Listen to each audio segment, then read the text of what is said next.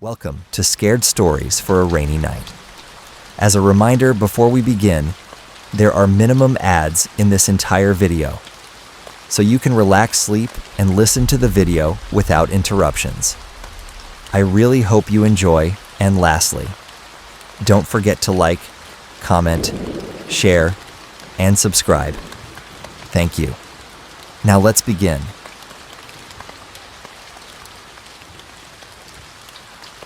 My name is Ethan Turner, and I was a park ranger at Shadewood National Park. It was here, among the ancient trees and misty trails, that I encountered something that forever altered my understanding of the natural world. It was late October 2009 when the incidents began. The park was known for its breathtaking autumn colors and the serene Lake Miro, a spot popular among hikers and campers. However, that season, the park seemed different, eerier, as if a shadow had settled over the woods. It started with reports from campers about strange noises at night, rustlings and whispers that didn't seem to belong to any known wildlife. Then, hikers began to report sightings of a figure in the distance, always watching, never approaching. The descriptions varied, but the unnerving presence was a constant. Determined to get to the bottom of these reports, I spent a night out near Lake Miro. As the sun set and the forest fell into darkness, the air grew thick with a palpable tension. That's when I heard it, a low humming, almost imperceptible, accompanied by a soft rustling of leaves. Armed with only my flashlight and a radio, I followed the sounds into the thicker parts of the forest. The beam of my flashlight caught glimpses of something, eyes reflecting the light, watching me from the darkness. I radioed into the station, my voice slightly trembling. "This is Ranger Turner. I've got visual contact with something. It's watching me. Over." "Proceed with caution, Ethan. Backup is on the way," came the crackled response. As I waited, the eyes grew closer, the figure becoming more distinct.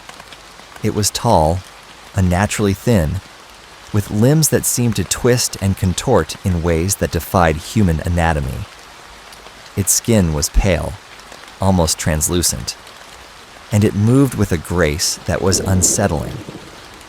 Then it spoke, or rather, the woods spoke for it. The whispers merged into a voice, clear and resonant. "Why do you disturb my slumber?" it asked. I stood frozen, unsure how to respond. "We mean no harm," I managed to say. "We are just protecting these woods." "You do not belong here," it replied, the voice coming from all around now. "Leave, and do not return." Before I could say another word, the figure vanished, the forest falling silent once again. Moments later, my backup arrived, finding me alone in the clearing.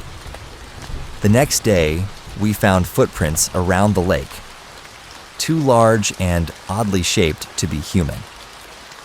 After that night, I recommended closing the trails near the lake, deeming them unsafe. The sightings stopped, but the legend of the Watcher in the woods spread. Years have passed since I left Shadewood, but the memories of that night remain vivid. I often wonder about the Watcher, its origins, its purpose. Was it a guardian of the forest, or something else entirely? The mystery remains, hidden in the heart of Shadewood, waiting for the next unwary ranger to venture too deep into the woods.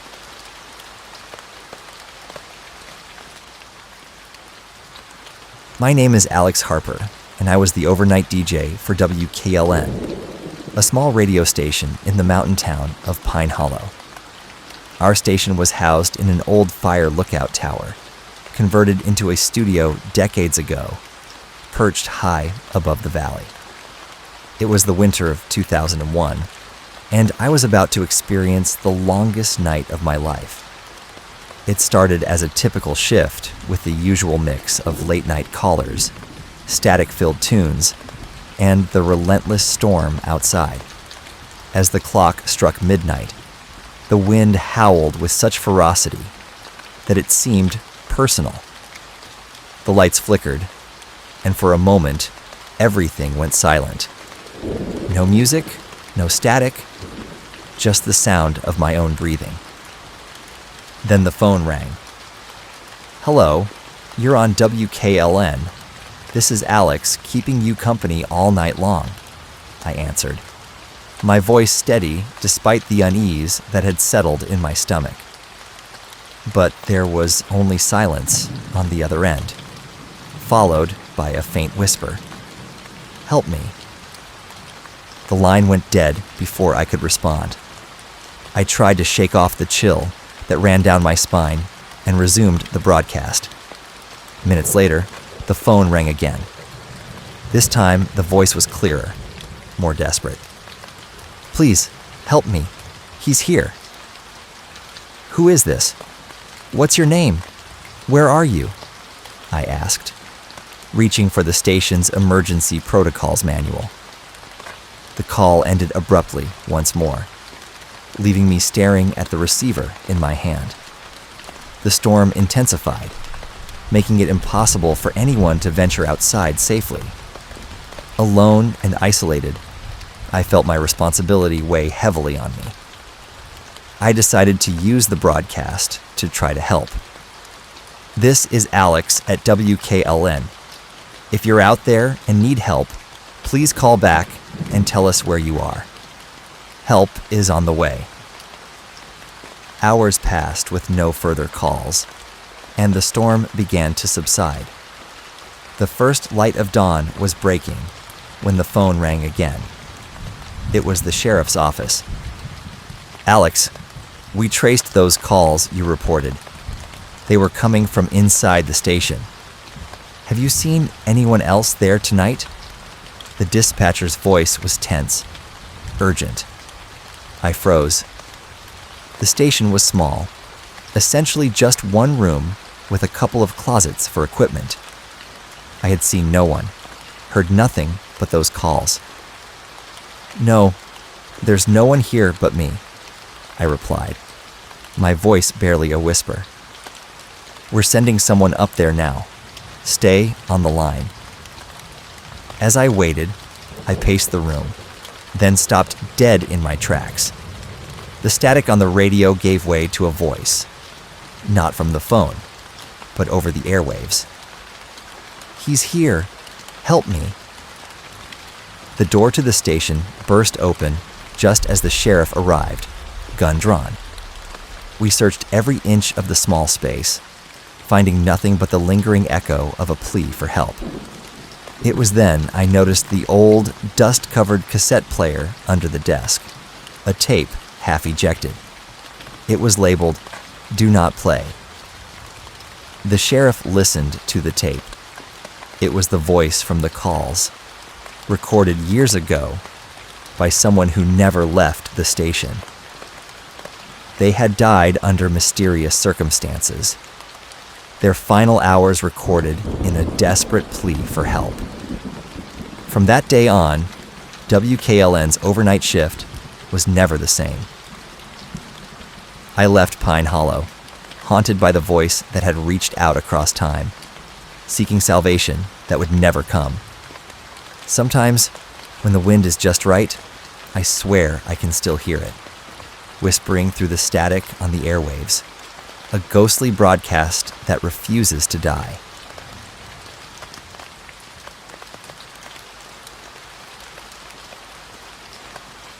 I'm Max Carter, a late-night radio host for 104.7 FM, the voice of Harrogate. Our station, lodged in the upper floor of an aging brick building in downtown Harrogate, has always been the kind of place where strange stories find a home.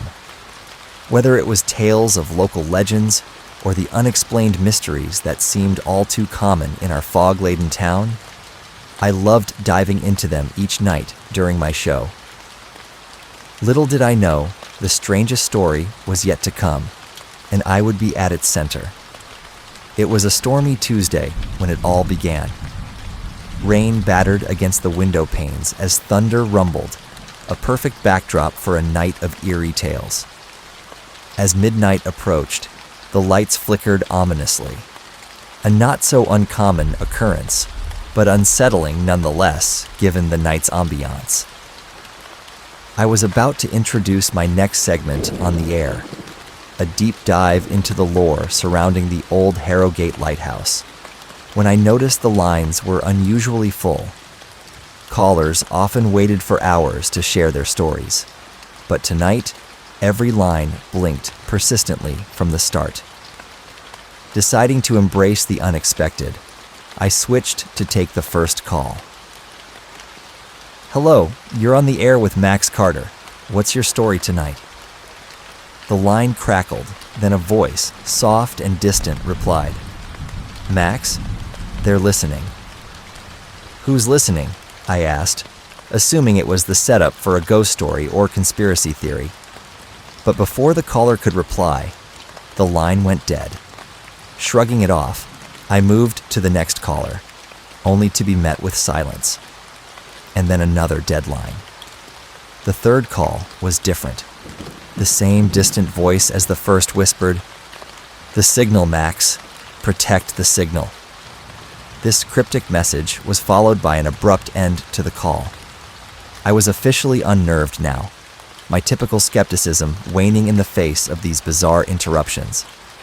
Was this someone's idea of a prank? The storm outside intensified, the wind howling like the cries of the damned. Then, all the lights in the studio went out. Emergency lights flicked on, bathing the room in a dim, red glow that barely reached beyond my microphone. That's when I saw it, or rather, felt it first, an oppressive presence, as if the air had thickened around me. Static burst through my headphones, and a voice, not through the phone, but over the airwaves, filled the room. "Max, they can't have it." "Who are you?" I demanded, my voice echoing slightly in the eerie glow of emergency lights. No response, just more static. Then a faint melody, like a music box playing in the distance.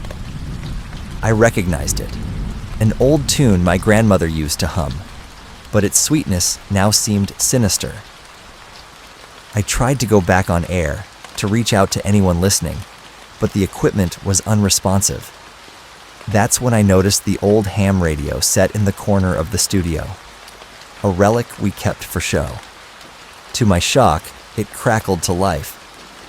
"Max, use the waves," the voice said, now clearly coming from the ham radio. Grabbing the microphone, I began to broadcast, not knowing who or what I was talking to, or who might be listening. "This is Max Carter, broadcasting on an emergency frequency. If anyone can hear this..." Before I could finish, the building shook as if struck by a giant hand. The windows shattered, sending glass flying like shrapnel. I ducked under the desk, shielding my head as the world seemed to end around me. When the chaos subsided, I emerged from my makeshift shelter. The storm had mysteriously passed, and an eerie calm filled the air. The equipment was dead, the station dark, but the ham radio's static continued softly. I left the studio that night, the last broadcast of 104.7 FM echoing in my mind. Harrogate was never the same. Shadows lingered longer, and whispers filled the streets. No one remembered hearing my last show, and the station never aired again.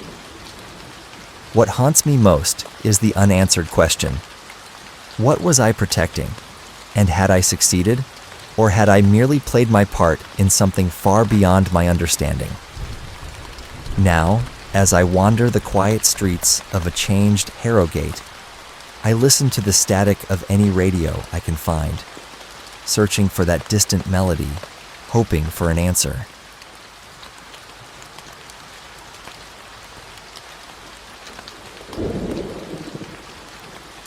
My name is Sarah Jennings, and I was once the caretaker of the old Marwood Asylum, a sprawling estate turned into a sanctuary for the mentally troubled, located in the shadow of the Marwood Cliffs overlooking the tempestuous Atlantic Ocean. It was in the fall of 2015 that I took the caretaker position, unaware of the dark secrets that the dilapidated walls harbored. The asylum had been closed for decades before it was handed over to the Heritage Trust, which aimed to preserve it as a historical site. My job was to maintain the property and oversee the occasional tours that dared to explore its tragic past. The asylum had a notorious reputation, with stories of cruel treatments and unexplained disappearances during its years of operation. From my first day, the air around Marwood felt charged, as if the very atmosphere was heavy with whispers of its former occupants. I stayed in a small cottage on the grounds, which allowed me to immerse myself in the eerie solitude of the place. One evening, as I was locking up after a tour, I heard a soft sobbing echoing down one of the abandoned ward corridors.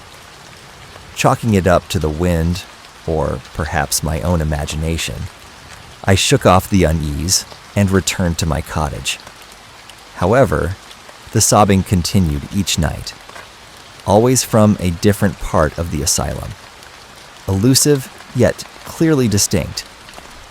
Compelled by a mixture of concern and curiosity, I began investigating the asylum's archives during my free hours. I discovered the tragic story of Amelia Barrett, a young nurse who worked at the asylum in the early 1900s.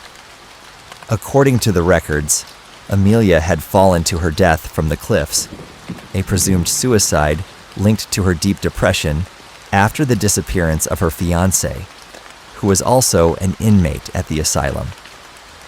The sobbing grew more intense as the days shortened and the nights became colder. It seemed to beckon me, guiding me through the forgotten halls and locked rooms.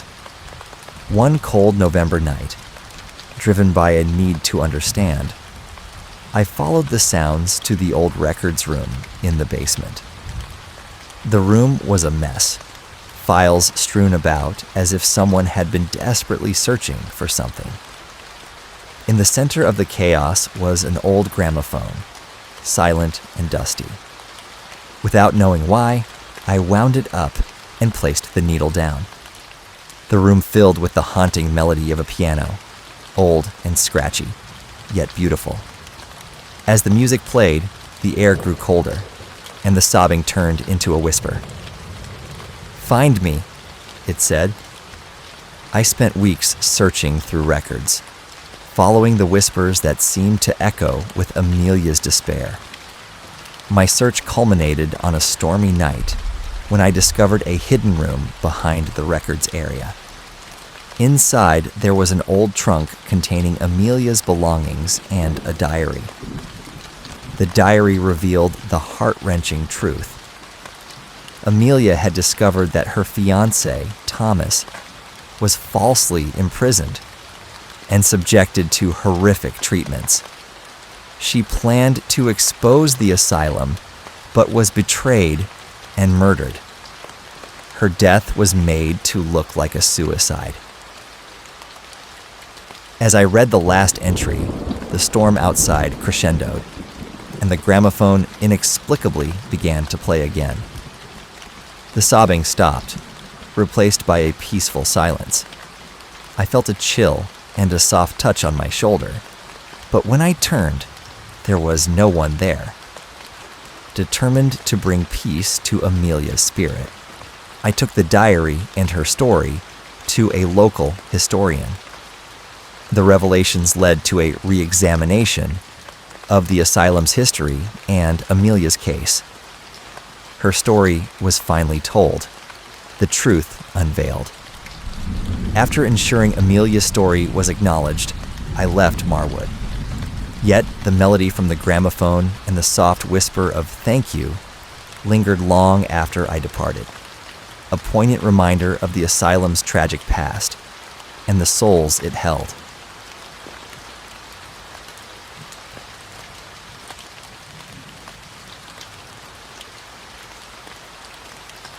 I'm Jake Thompson, a paranormal investigator and content creator, known for my ghost hunting escapades.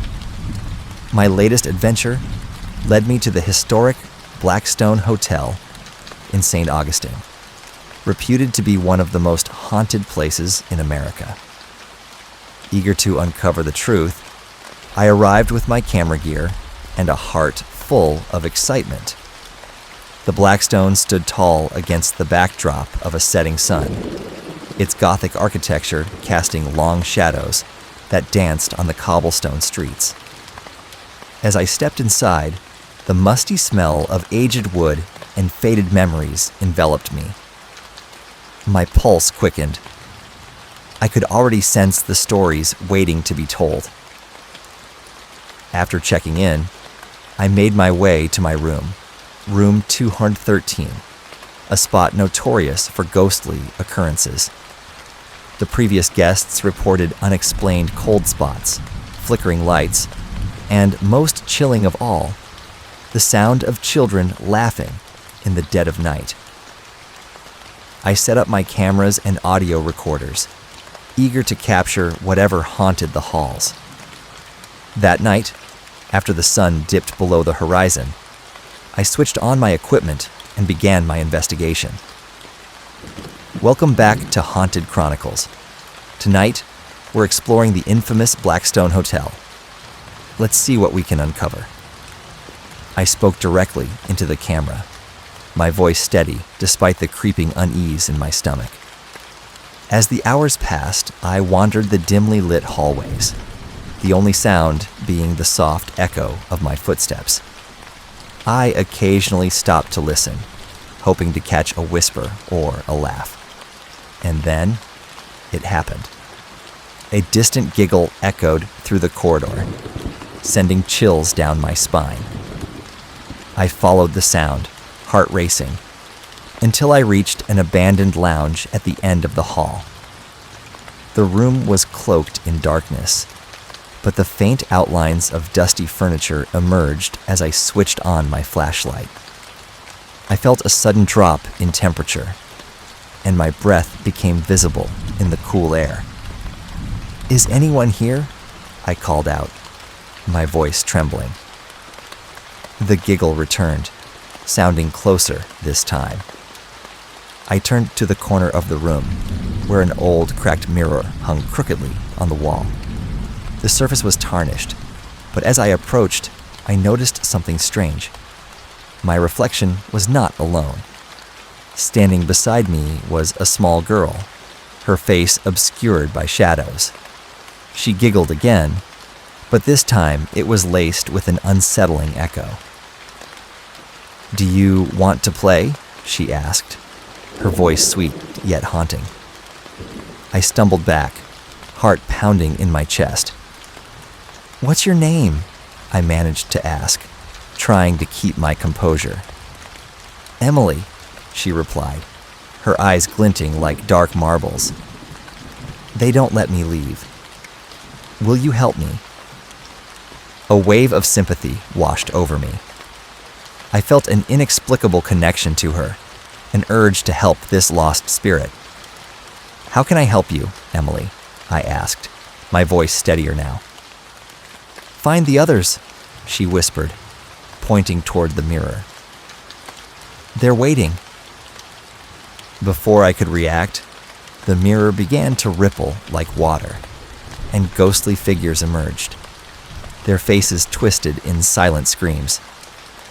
Panic surged through me, and I turned to flee, but Emily grabbed my wrist with surprising strength. "You can't leave," she cried. In a surge of adrenaline, I wrenched free and bolted down the hall, the sound of children's laughter trailing behind me like a sinister melody. I burst into my room, slamming the door shut and locking it tight.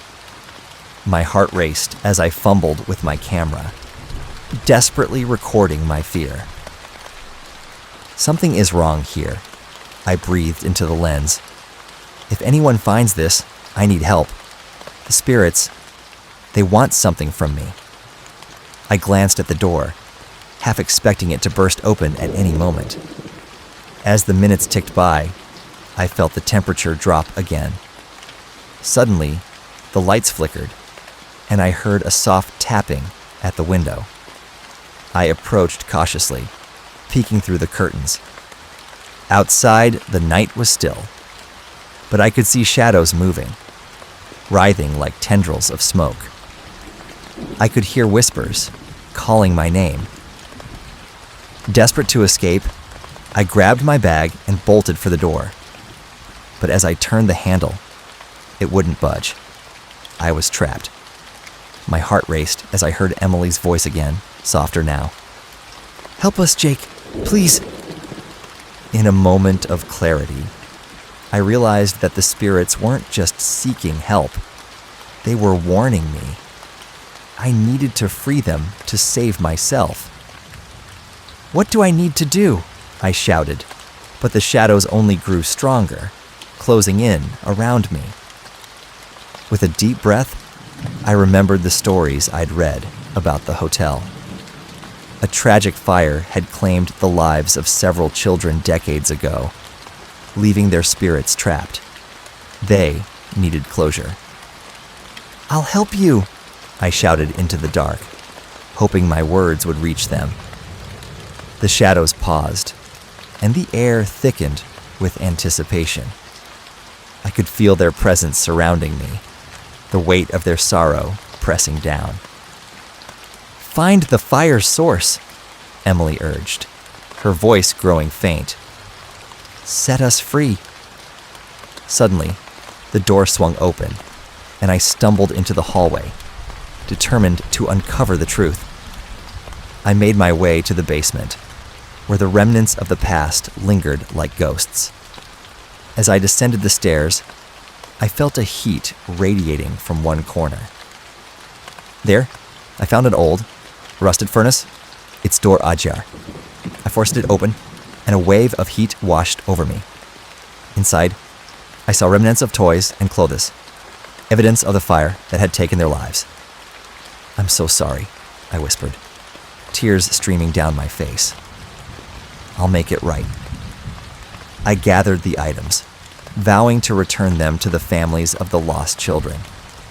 As I did, the shadows began to dissolve, their anguished cries turning into soft, grateful whispers. I felt a lightness fill the air, the oppressive weight lifting. In that moment, I realized the fear I had felt was not just for myself, but for the souls who had been trapped for so long. I understood their pain and their longing for peace. I returned to my room, exhausted but resolute, knowing I had completed my task. As I packed my gear, I glanced into the mirror one last time. Emily smiled back at me, her once sorrowful eyes now filled with light. "Thank you," she mouthed, her form beginning to fade. The next morning, I checked out of the Blackstone Hotel, a sense of fulfillment washing over me. I had faced the darkness and emerged stronger. But as I stepped onto the street, I felt a shiver run down my spine. A flicker of movement caught my eye in the reflection of a nearby shop window. For a brief moment, I saw not just my reflection, but a shadowy figure standing behind me. I turned, but there was nothing there. Dismissing it as a figment of my imagination, I took a deep breath and walked away, leaving the haunted past behind me. Yet, as I glanced back one last time, I couldn't shake the feeling that perhaps some shadows never truly vanish. They linger, waiting for their moment to return.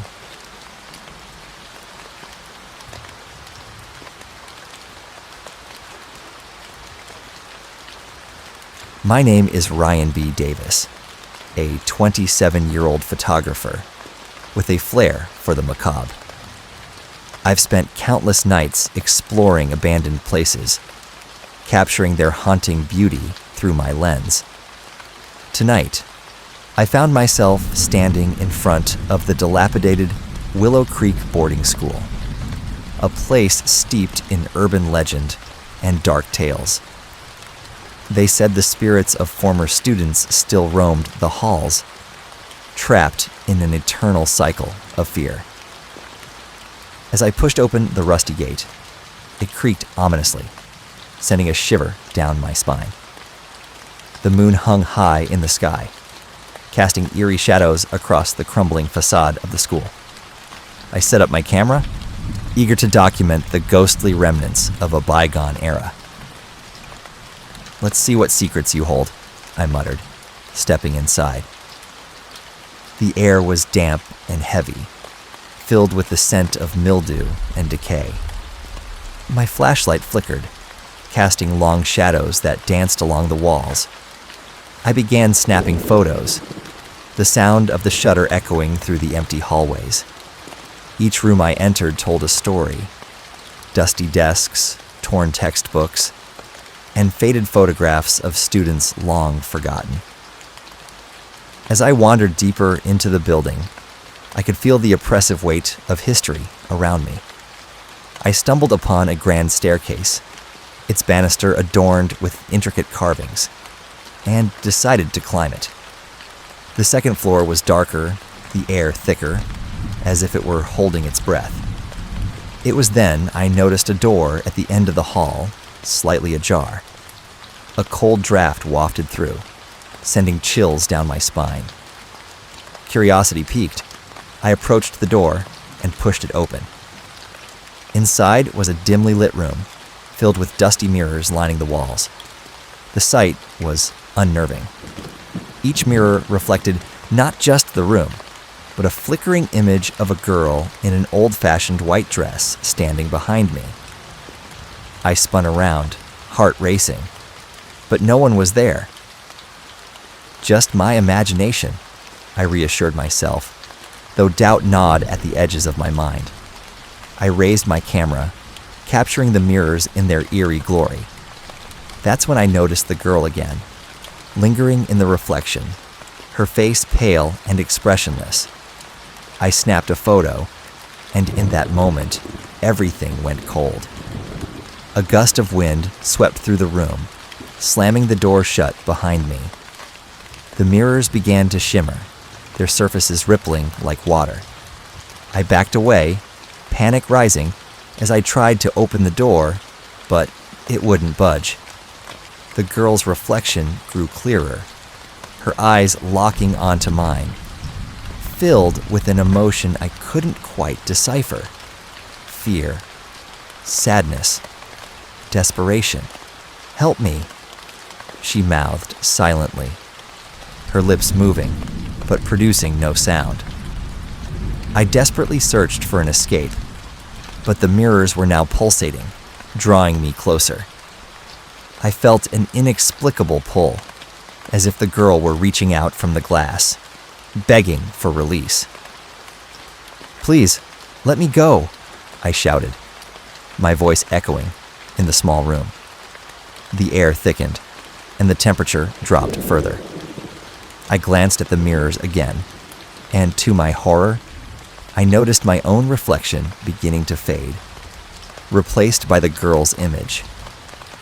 In a moment of clarity, I realized that the girl was trapped, just as I was becoming trapped within her world.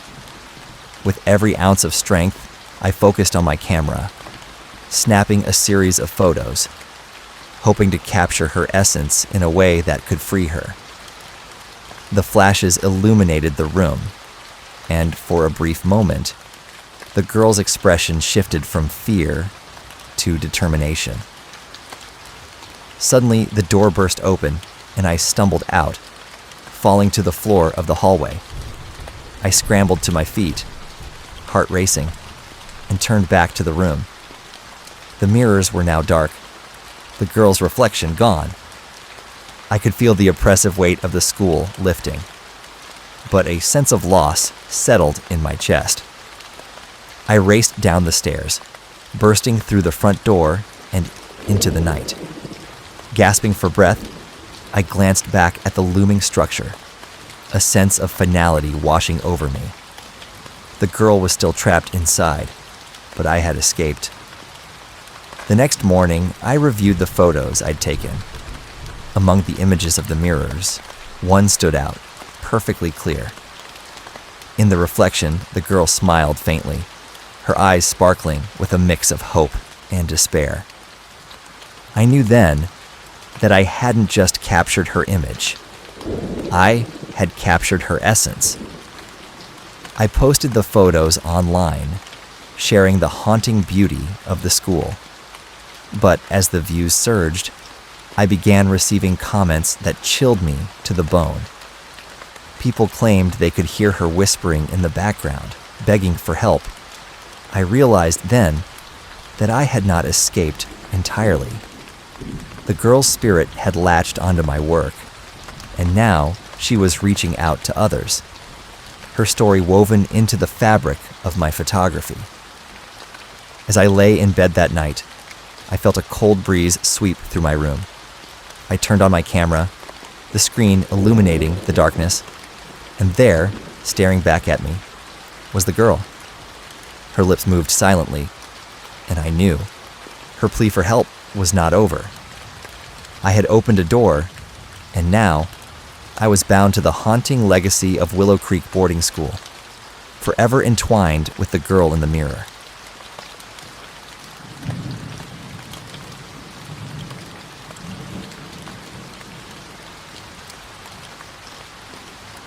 I'm Jake Matthews, a delivery driver who prides himself on never missing a delivery, no matter the conditions. It was a bitterly cold December evening when I received a last-minute order, a package to a secluded cabin that locals whispered about, claiming it was haunted.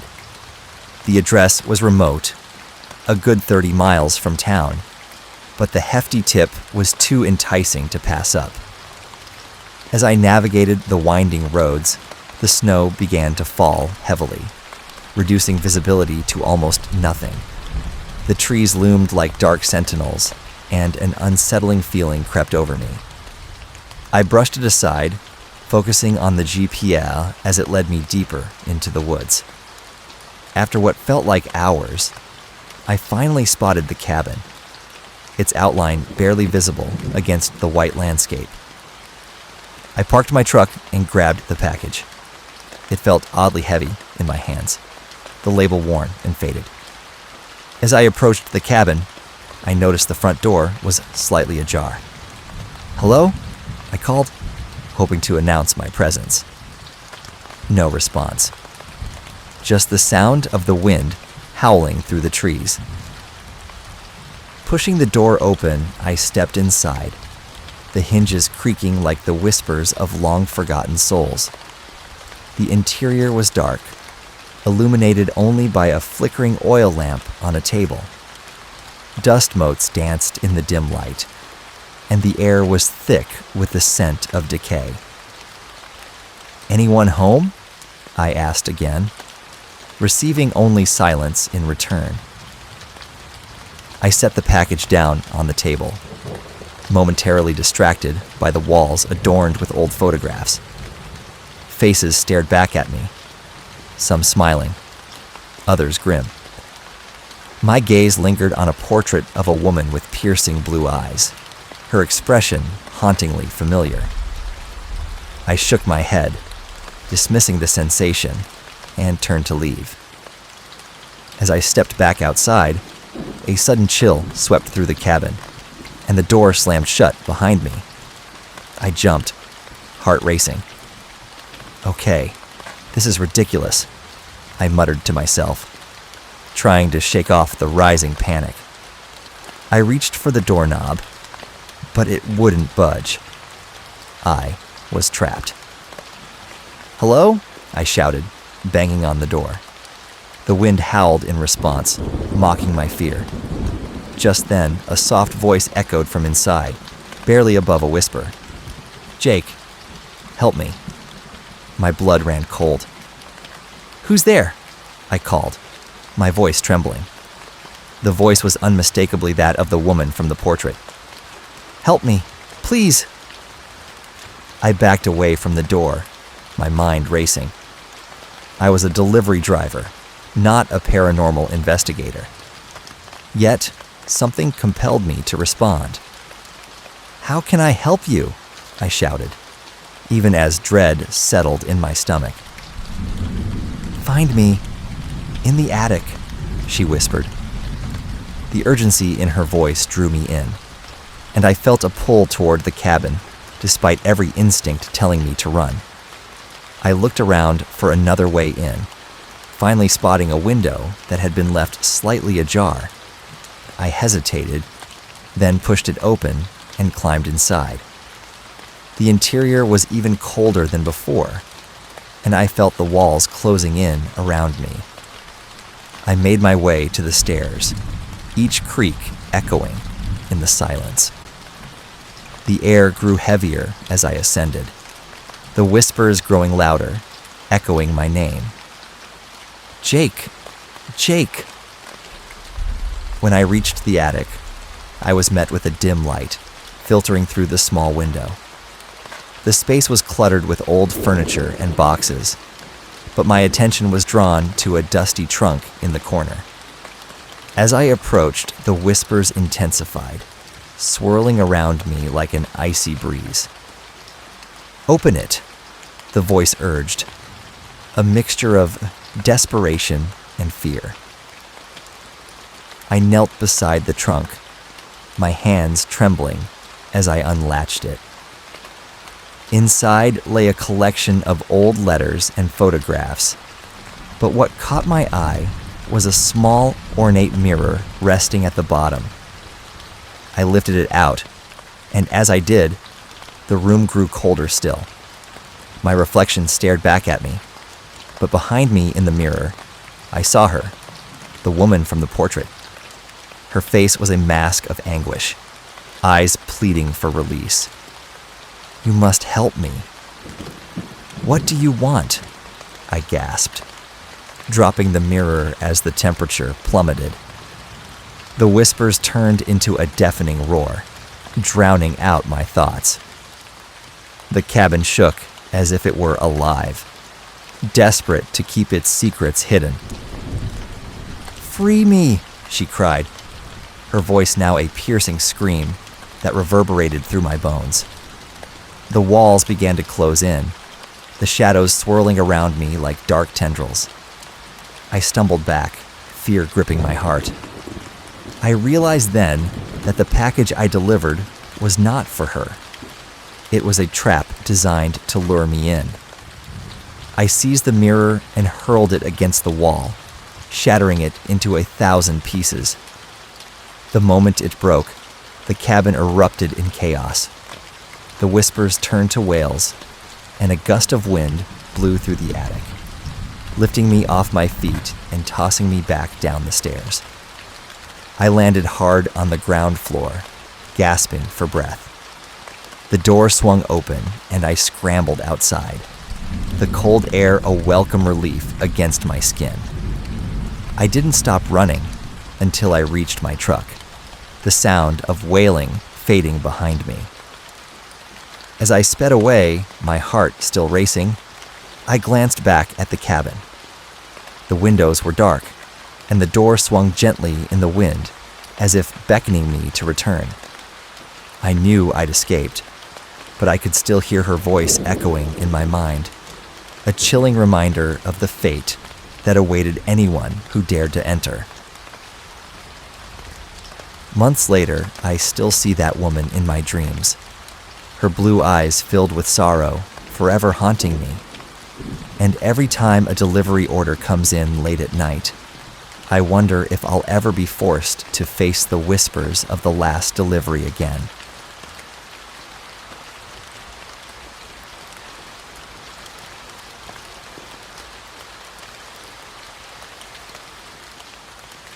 My name is Jake Thompson, and I've always been drawn to solitude. As a nature photographer, I often sought out the quiet corners of the world, far from the chaos of city life. This winter, I rented a cabin tucked deep in the Montana woods, hoping to capture the beauty of the snow-covered landscape. What I didn't expect was to uncover an unsettling truth hidden within the walls. The cabin was rustic but charming. Wooden beams, a stone fireplace, and large windows that looked out onto the white expanse. The first night, I settled in with a cup of hot cocoa, feeling a sense of peace wash over me. I set up my camera to capture the sunset, the golden light glinting off the snow. But as the sun dipped below the horizon, I noticed something strange in the reflection of the window, a dark figure standing just out of view behind the trees. I brushed it off as a trick of the light and went to bed. But that night, I was awoken by a soft tapping sound. At first, I thought it was the wind, but the tapping grew more persistent. I reluctantly got out of bed and peered out the window, heart racing. The moonlight illuminated the trees, but there was nothing, just the eerie silence of the woods. The next day, I ventured out to explore, hoping to distract myself from the unsettling feeling that clung to me. As I wandered deeper into the forest, I found an old, abandoned cabin, half buried in snow. My curiosity piqued. I stepped inside. The air was cold, and the floor creaked underfoot. It looked like it hadn't been touched in years. Faded photographs hung askew on the walls, and a layer of dust covered everything. I noticed a mirror hanging crookedly above a decaying dresser. As I approached, I caught my breath. The mirror was old, its surface marred with dark stains. But it wasn't the mirror's physical state that unnerved me. It was the faint outline of a woman standing just behind me, her eyes hollow and sorrowful. I spun around, but no one was there. I stumbled back, heart racing, and fled the cabin. I tried to shake off what I had seen, but that night, the tapping returned, louder and more urgent. I pulled the covers over my head, hoping it would go away. Hours passed in restless tossing, until finally, I mustered the courage to confront whatever haunted me.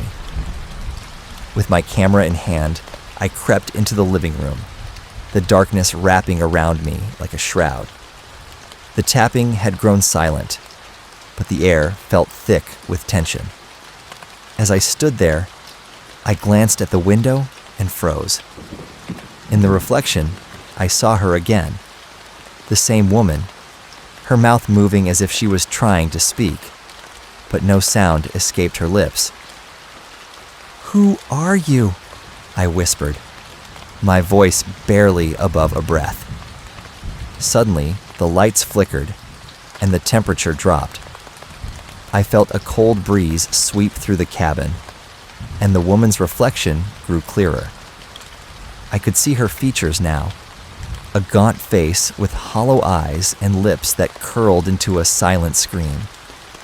Panic surged through me, and I bolted for the door, but it slammed shut before I could reach it. Desperate, I turned back to the mirror. "What do you want?" I shouted, my voice echoing in the stillness.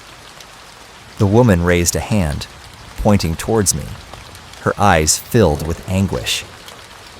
I felt a wave of dread wash over me, as if her sorrow was infecting my very being. In a moment of clarity, I understood. She was trapped, just as I was, bound to the mirror and this cursed cabin. "I'll help you," I cried, but before I could reach for the glass, the lights flickered again, and the woman's face twisted with rage. The whispers in the air grew louder, filling my ears with a cacophony of despair. "Help me. You have to find her." The whispers echoed around me, drowning out my thoughts.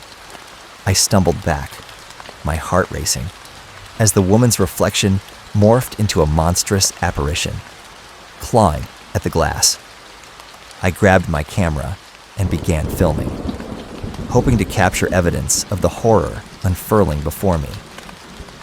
"I need to know how to help you," I yelled, tears streaming down my face. The mirror shook violently, the room spinning as the woman screamed silently, her anguish palpable.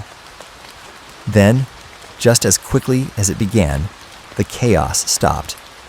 The cabin fell silent, and I was left panting, the camera still rolling. In the mirror's reflection, I saw something shift. A young girl appeared behind the woman, her face eerily familiar. She looked just like my younger sister, Lily, who had gone missing years ago. "Lily," I gasped, and the woman's expression changed from rage to sorrow. She pointed again, this time to the door. I rushed to it, and with a surge of adrenaline, I flung it open, the cold air rushing in. The cabin felt lighter, the weight of the woman's despair lifting. I ran into the woods, the camera still recording, driven by a desperate need to find my sister. I didn't stop until I reached the edge of the forest, breathless and trembling. I turned back to look at the cabin, and in the window, I saw the woman standing there one last time, her expression now one of gratitude. The next day, I returned to the city, but I couldn't shake the feeling of loss. I uploaded the footage, hoping someone might recognize the girl in the mirror. The video went viral, and soon enough, I was contacted by a family who had lost their daughter, their faces mirroring my own heartache. The twist came weeks later when I received a message from a stranger. It contained a photo, a little girl with familiar eyes, standing in front of the very same cabin.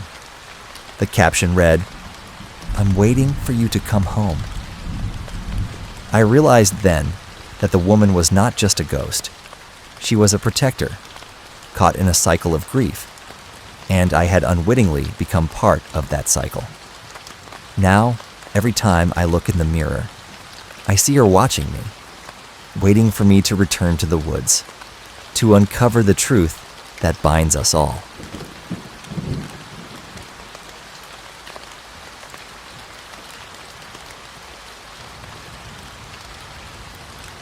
I'm Elena Marks, a freelance journalist with a penchant for the paranormal.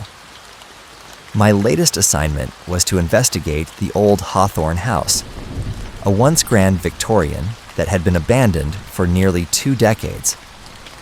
Locals whispered about the strange occurrences within its walls, disembodied voices, flickering lights, and the feeling of being watched.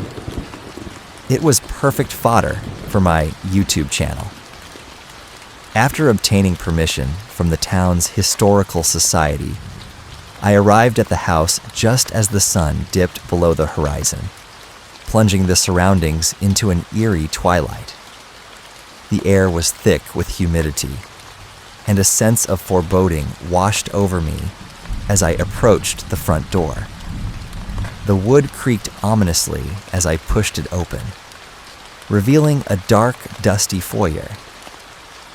As I stepped inside, the door slammed shut behind me, sending a chill down my spine.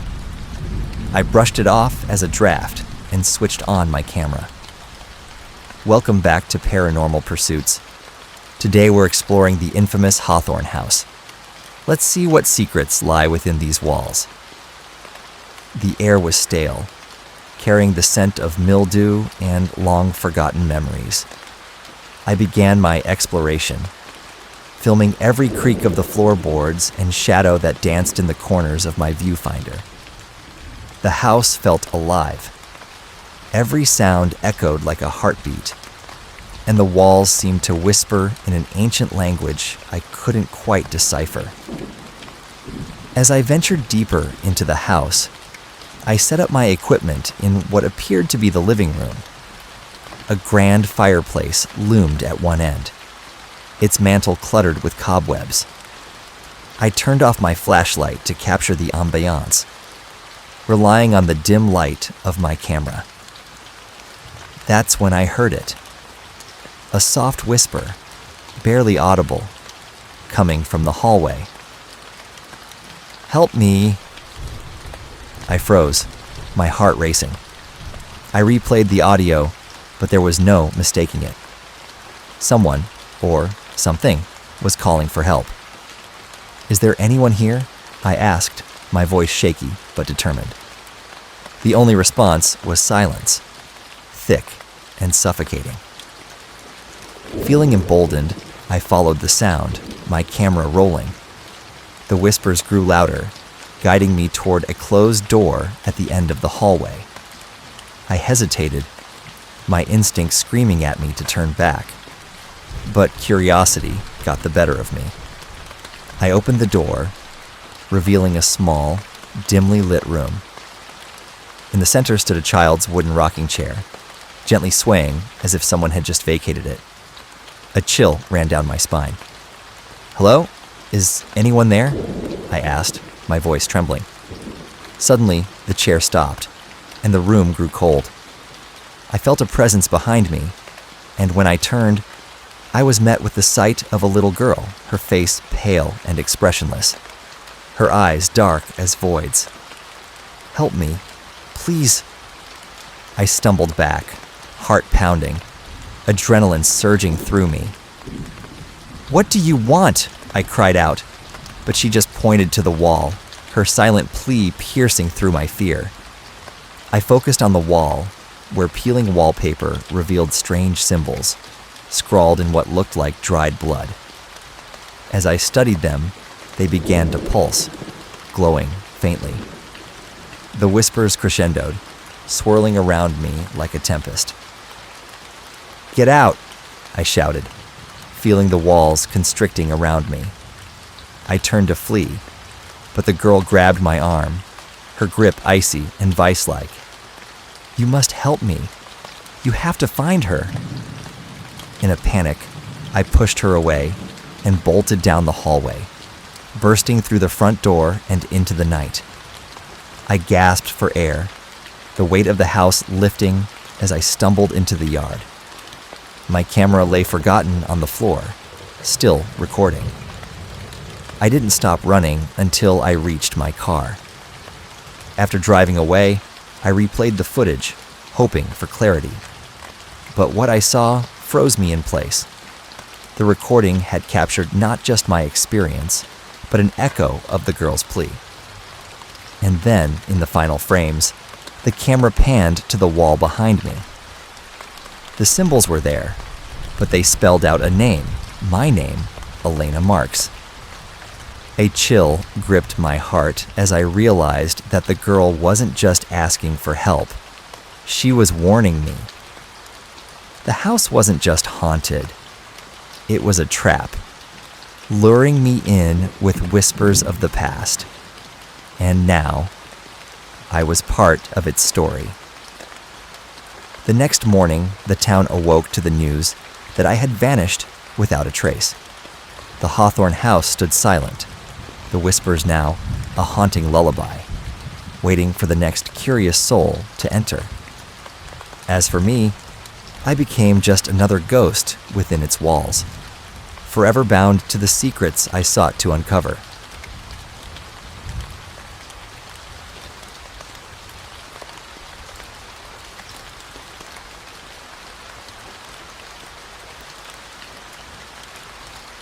It was a bleak winter in 1998 when I moved into the old carpenter house on the outskirts of Willow's End, a sleepy little town known more for its eerie legends than its hospitality.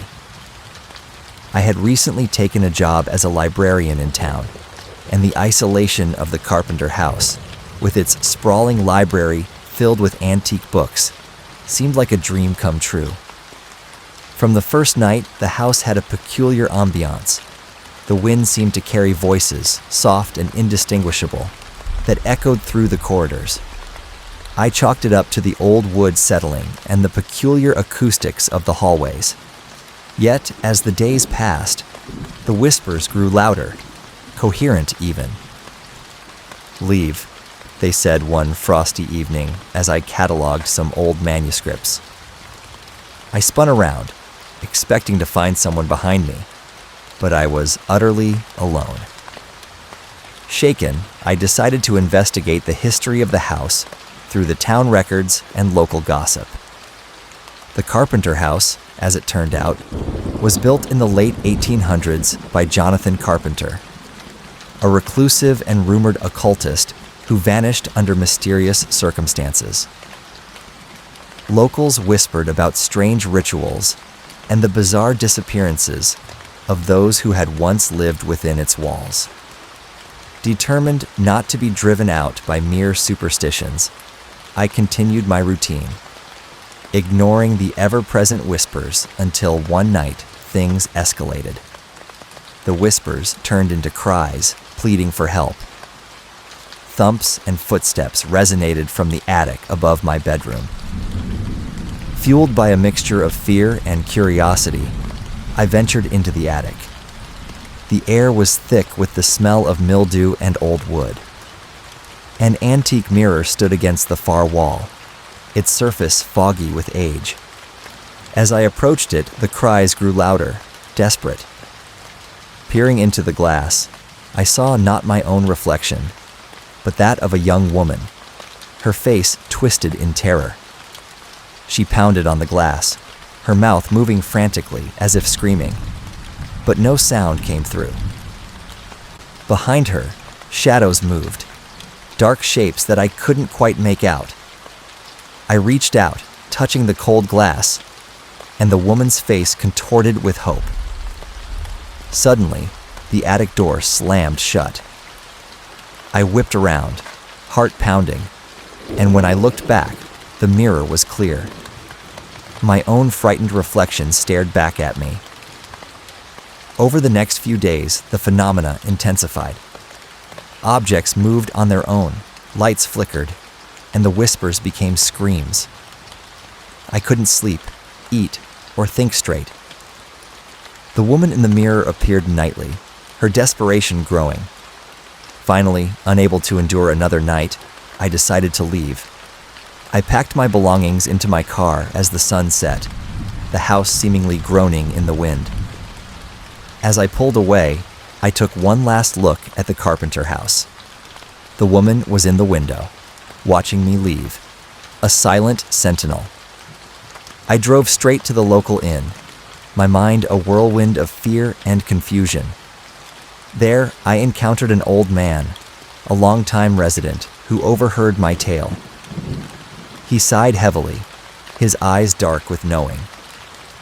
"You've seen her then, the Carpenter girl," he muttered, taking a sip from his mug. "Disappeared in that house, some 100 years ago. They say her father trapped her soul in the mirror, part of some foul ritual for eternal life." Chilled to the bone, I asked, "Why does she appear to the living?" "To be freed, I reckon," he said, his gaze distant. "But no one's ever had the courage to free her. Those who try, well, they never leave." I left Willow's End the next morning, the screams and cries of the Carpenter house etched into my memory. I often wonder about the fate of the Carpenter girl, trapped in her glass prison. The locals say the house still stands, waiting for someone brave enough to set her spirit free. And sometimes, in the dead of night, I think I hear her whispers carried by the wind, calling me back.